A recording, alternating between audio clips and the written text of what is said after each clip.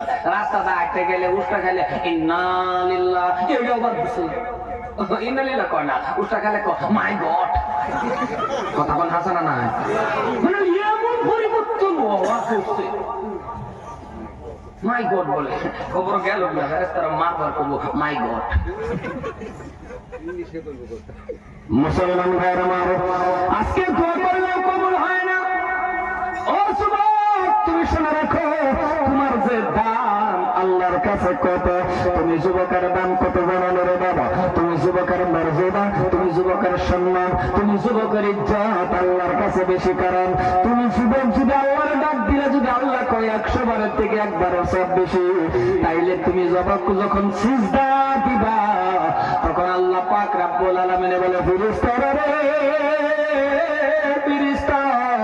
তোদের বাবা করছিলি বান্দা বানানোর জন্য আজকে তাকায়া দেখ ওই বান্দাগুলি আমায় আল্লাহরে সিজদা দিছে শুনে রাখ ফেরেশতা সাক্ষী থাক আমার বান্দার জীবনের গুনাহ আমি আল্লাহ মাফ করে দিলাম কারণ মুসালম্পা মুড়া তাজা বডি এই বডি যখন সিজদা দেয় আল্লাহ কো ফেরেশতা রে দেখ ছায়া বান্দা আমি আল্লাহর কুদরতি ভাব করছে ছায়া দেখ